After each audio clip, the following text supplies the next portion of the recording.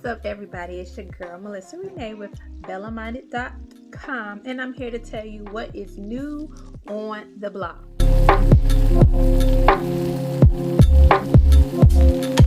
And what is new on BellaMinded.com is how self-love has helped ensure healthier relationships.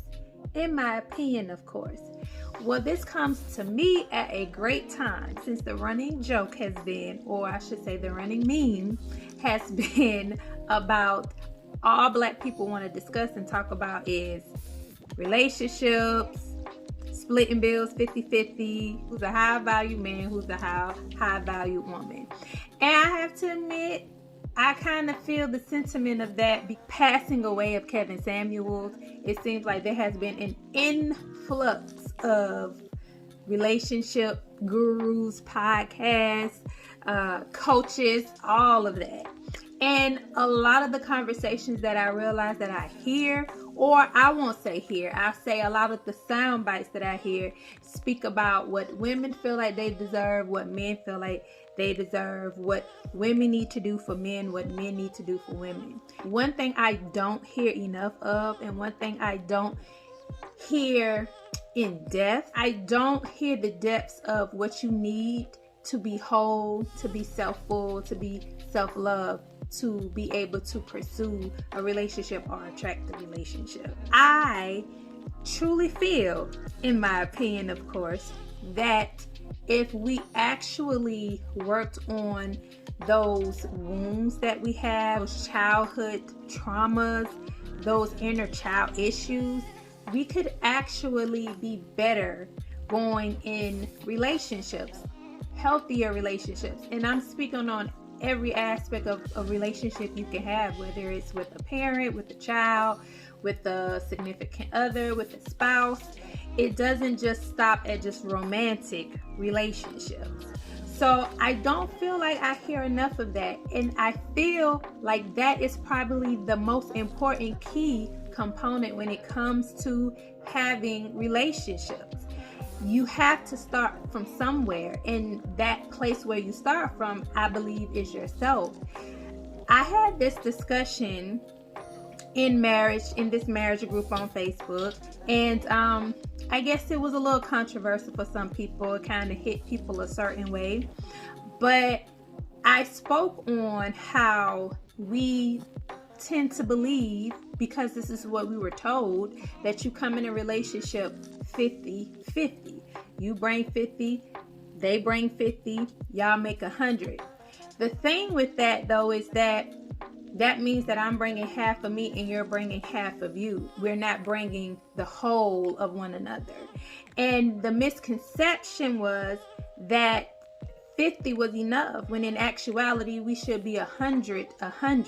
I'm speaking from experience as a married woman. I honestly believe that a lot of the things that I went through, I had to push through, I had to purge through. If done earlier, I feel like I could have had what I am having right now with my husband like a long time ago.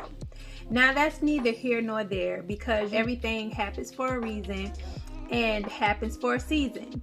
So, I mean, those things had to happen for us to be here, but I always go back in my mind and just think like, wow, had I been the person I am now, I could have been so much better to individuals around me, to my husband, to friends, to family, to loved ones, and I think that we tend to not look at the fact that our brokenness, it can transfer or affect the people around us. When they say the statement, hurt people, like, it sounds so cliche, but at the end of the day, it's so true and it's so real. And a lot of the cliche quotes that you hear is because it's said repeatedly over and over again, but it's just as simple as that sometimes. Like, really just that simple. Let me sip my tea. I'm sipping on something. a little peppermint with a little chamomile, you know, trying to use that peppermint for my digestive system of everything that I ate during the day, you know. And I'm, you know, calming myself with my chamomile to relax me because it is late right now. But I want to do some yoga too before I go to bed, so, you know. Let's get back to it. Me in my marriage with my husband, I was very insecure. I was an insecure little girl. I was the same insecure little girl that I was when I was 4, 5, 6, 7, 8. I didn't resolve those issues. I didn't heal from those wounds. I didn't heal and grow out of those insecurities. I kind of stuck to them because that's what was familiar to me. Sometimes you think that things that you do is just you. That's how I do. You might not like my snazzy talk. That's just me. You might not like the way I raise and influx my voice. That's just me. I know, because I've used some of them. In reality, it's not just you. It's just the fact that this is what you've gotten familiar with. This is what you know. This is what you know is you because this is the way you've been operating for so long. But if you kind of step back, you can realize in a lot of situations, we tend to use ways of masking. So, you know, I use my sarcasm as a way to use it as a wall or a shield so that you can't hurt my feelings. My brokenness, me being unhealed, my lack of self-love, my lack of feeling self-full affected my relationship.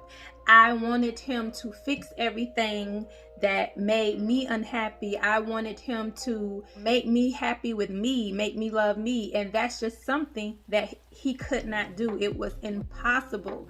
So I had to reach deep down in those ugly truths, in those harsh realities, and find me and start loving those ugly things about me and start recognizing those ugly things got me to each point of me progressing and going forward and healing.